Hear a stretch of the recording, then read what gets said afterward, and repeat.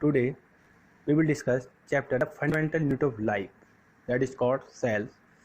हम previous term में discuss कर चुके थे साइटोप्लाज्म और प्रोटोप्लाज्म के बारे में. आज हम डिस्कस करेंगे सेल ऑर्गेनल्स. जो सेल्स के अंदर जो एलिमेंट्स पाए जाते हैं उनका क्या रोल रहता है, उनकी फंक्शनिंग क्या होती है. ठीक, तो cell every cell has a membrane around it to keep it oven contents separate from the external environment.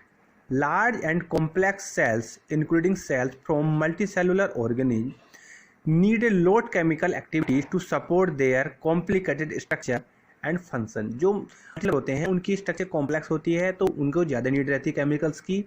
These activities of different kinds of separate from each other. These cells use a membrane bound little structure or organelles within themselves. This is one of the features of the eukaryotic cell that distinguish them prokaryotic cells. Some of these organelles are visible only within electron microscope. कुछ organelles जो रहते हैं जो electron microscope से दिखाई देते हैं. We have talked about certain nucleus in the previous section.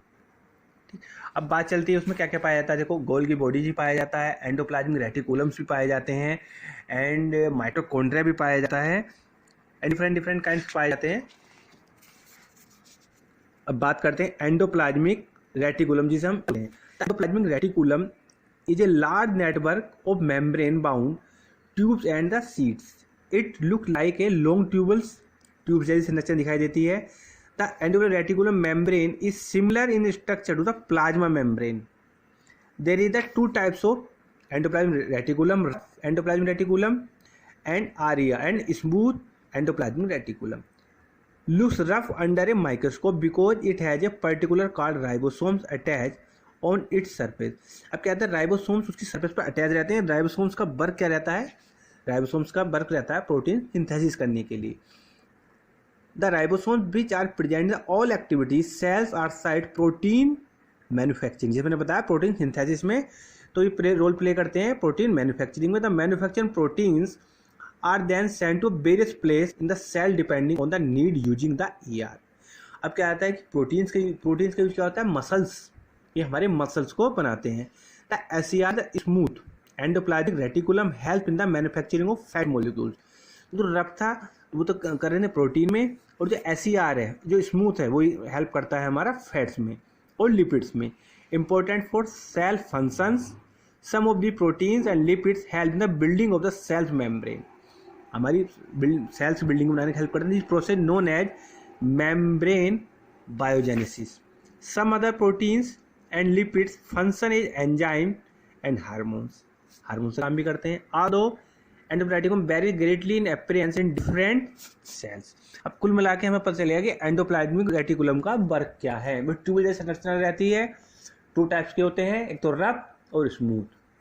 उनका क्या रहता है, राइबोसोम्स पाए जाते हैं. तो राइबोसोम्स का वर्क रहता है प्रोटीन सिंथेसिस के लिए, और जो हमारी स्मूथ रहती है उनका हेल्प वो क्या करते हैं, फैट्स और लिपिड्स को बनाने में, और जो हमारे जो सेल्स बिल्डिंग उसे मेंटेन करने में हेल्प करते हैं.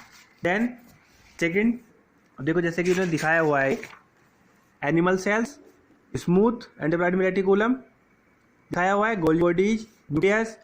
उसके बाद प्लांट सेल्स है, प्लांट सेल दिखाया गया है. अब आता है गोल्गी एपरेटस. अब गोल्गी एपरेटस क्या होता है.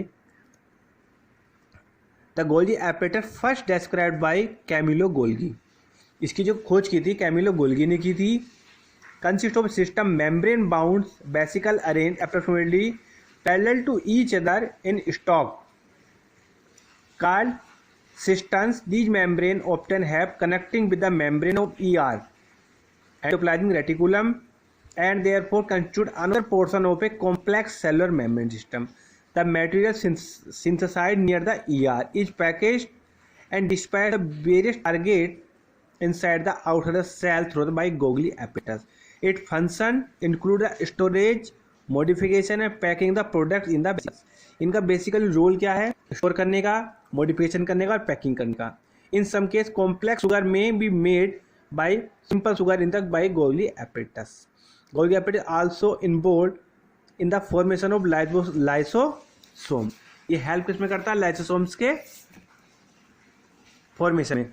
अब देन नेक्स्ट डिस्कस करेंगे हम लाइसोसोम्स होते हैं.